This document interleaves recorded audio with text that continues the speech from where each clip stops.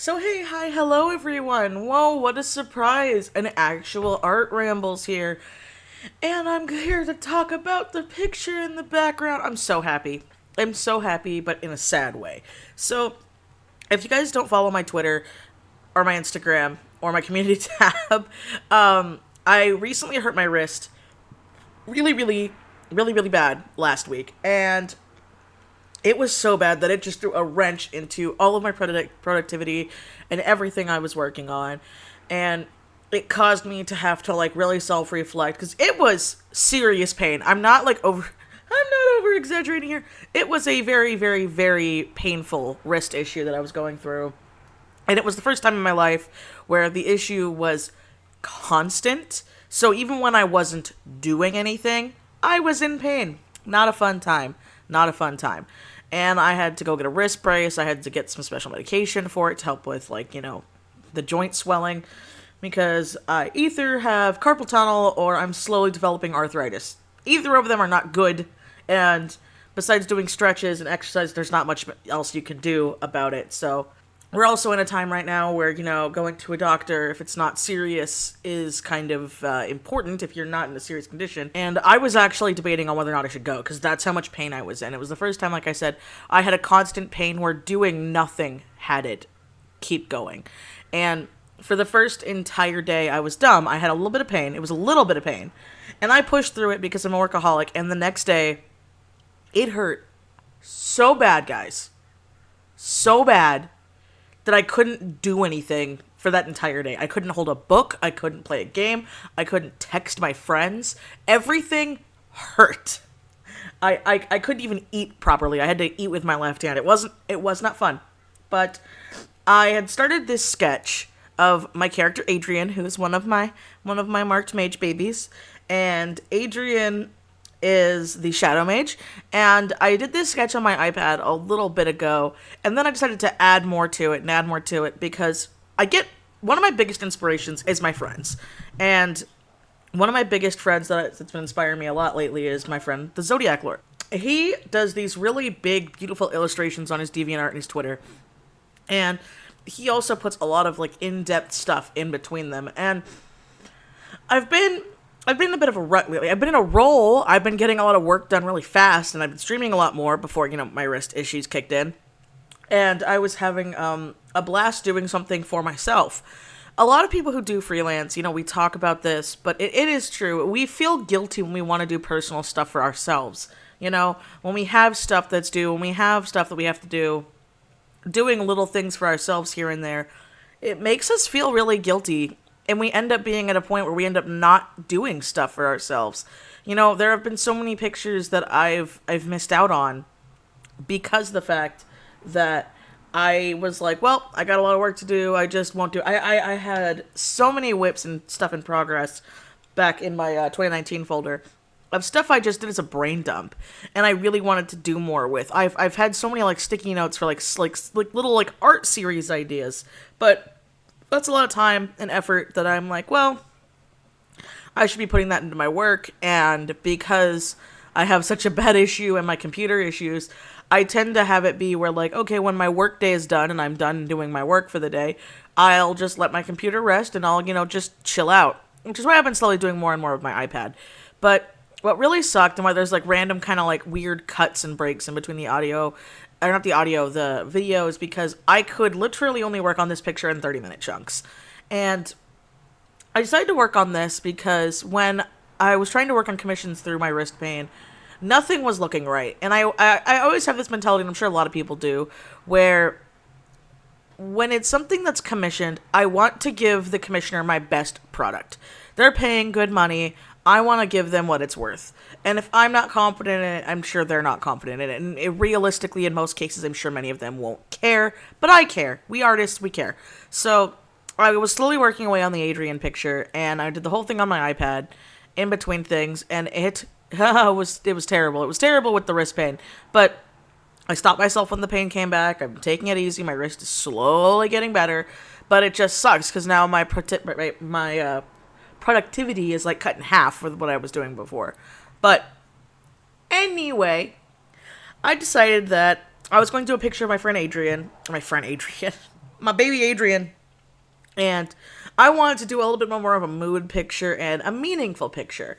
And that being said, I looked up flowers and their meanings, which is why I picked the flowers in the background, which were daisies, pink roses, and heather. Which, fun fact, I did not realize heather was a plant. I thought heather was just a name. I know it sounds so dumb, but I had literally never heard of heather as a plant or a flower before. So when I found that out, I thought that was really interesting and ironic because most of those flowers are pink. And my character Adrian, her favorite color happens to be pink. I always find it weird when like little coincidences happens when we create characters and we do things like that in story development issues. And so I decided to have those in the background of her while I got to mess with some cool Procreate brushes to make shadow magic and everything. And I really, really like how this came out. I like the process I did with it, and I think I'll do it more for more of my Procreate pictures and pieces. But another thing I was working on was I wanted to be a mood. I wanted at least my best. You know, it's not perfect, but again, for someone who doesn't do a lot of illustrations, a lot of mood pieces, it doesn't get to do a lot of like action, like moving and flowing stuff with their poses. Which, well, yes, I did use the symmetry tool a lot in this. I'm also not getting on my back anymore for using tools that freaking programs have to help us. I used to be one of those people, and it's such a hard habit to break, where I'm like, oh, it's cheating if you use the symmetry tool. It's cheating if you use the mirror tool. It's cheating. I don't care anymore. That sounds so dumb, but I really don't care anymore. I used to be so paranoid about it, and it's the same thing with, like, I'm always like, I don't want to use references. I shouldn't have to use references. And then I look at this anatomy and I'm like, why is this anatomy leading? Why is this like looking so wonky? And then I look up a reference and I literally fix it within like 5 seconds. And it's irritating. It's irritating at our own brains. You know what I mean? And I'm sure other artists out there will understand what I'm talking about. But I actually also have this as a print up in my print shop. And I feel like if you guys, wanna check that out, you totally should. You don't have to, but it'd be great because I don't sell prints on my print shop. But I guess I should go more into detail with like meanings of the flowers and stuff and why I picked them. So from the examples that I was able to find, daisies are for attachments, pink roses are for sincere love, and heather is for solitude. And so when I found out those flowers, I thought it fit Adrian so well because her as a character, because I'm just going to talk about the character for a hot second because I don't get to do a lot of pictures with my characters and a lot of, seeing things, which I am going to be changing. But it's one of those things where, like, as a writer and a creator, you have all these things in your heads, but you never get to really, really explore the way you want to. And so with Adrian, she is the youngest mage in the group at that time. And she also has a very, very strong quirk. I call it quirks, ironically enough. When I watched My Hero, I thought it was funny. Each mage in my story has a special kind of quirk that they can't turn off. It's a special kind of power that also, like, on top of their, physical features, such as their eyes, and then when they turn 13, their hair, the quirk allows it to be, like, another tell. It's another way to, like, show that they have so much magic in their like soul and their being that it just seeps out and they can't control it. And with Adrian's and any shadow mage before her and after her, they happen to be where they suck all the color out of everything. If they were to touch anything or come into contact with it long enough, the color just fades and there's not much they can do about it. So Adrian was able to pass off with this at a young age because she came from a very big family and she never stayed in contact with stuff for very long periods of time. And when she did, it wasn't ever really that noticeable because I had her come from a big family. They came from a farm family because I also wanted to explore different cultures with the world with the mages because when I created them, and this is something else I'm working on a lot, is because this is like a thing, even though I've been working on my story for so long, the main crux of Marked is pretty much done, but the majority of that story takes place in one section of the world. It takes place in one continent. Well, I mean, technically it's all a fucking continent. The whole world's Pangea. But anyway, my own ramblings on my own nice. But Adrian comes from the Eastern Gate, where things are very different there. I want to work more on the cultures there, because it's one of those things where, yeah, she's born there, but another thing too, I should say, this isn't her default outfit. This is just an outfit she will wear.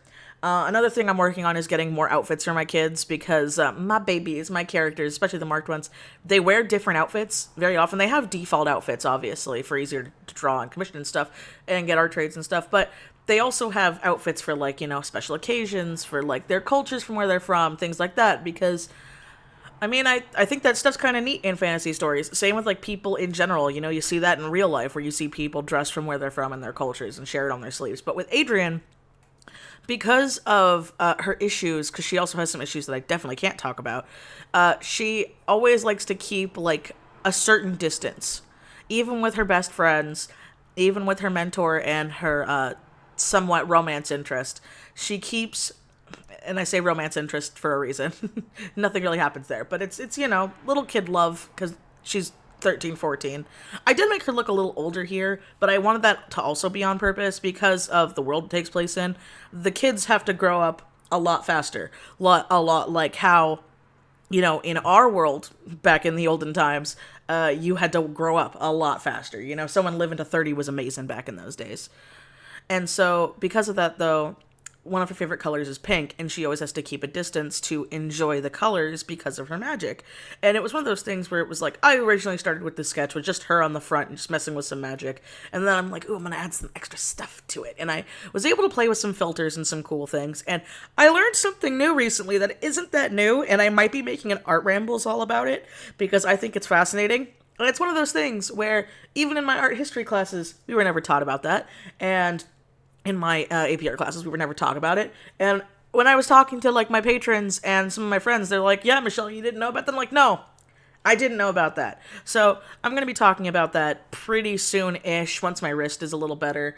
Like I said, because of everything, my productivity is going to be a little low. I'm very lucky that I have some, like, pre-rendered footage already. So don't worry, you're still going to be getting your normal videos and everything's going to be fine. But, like, sadly, streams and other things like that are probably going to be really slow if they're, like, not chit-chatty streams or maybe a game stream, because I'm playing D&D quite a bit this week, so I might see if my buddies are okay with me streaming that. I don't know. We'll have to see. Anyway, that's all I want to say about that. I really loved how this came out. I loved how I was able to actually make a fully finished illustration with my iPad. And before people say anything like, oh, Michelle, I thought you didn't, like, I'm gonna be real.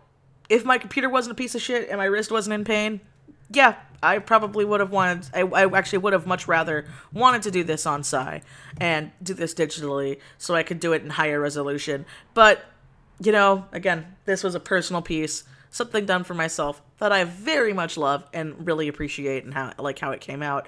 I hope you guys do too. Like I said before, I have all of the info down below. It's also going to go up. Actually, no, it should be up already. If you want to read more about it and read more about the character and the process, if my ramblings wasn't good enough, I have it on DA. It's also should be publicly posted everywhere else if you want to look at it and be pretty. The print, like I said before, is in the Redbubble link down below. And thank you, as always, to my very, very amazing Patreon patrons. I love you all so, so much. Thanks to you guys and all the new patrons I've been getting. You've been able to help support the channel and help support me in more ways than you can think. And with that being said, as always, guys, I will see you next time. Bye.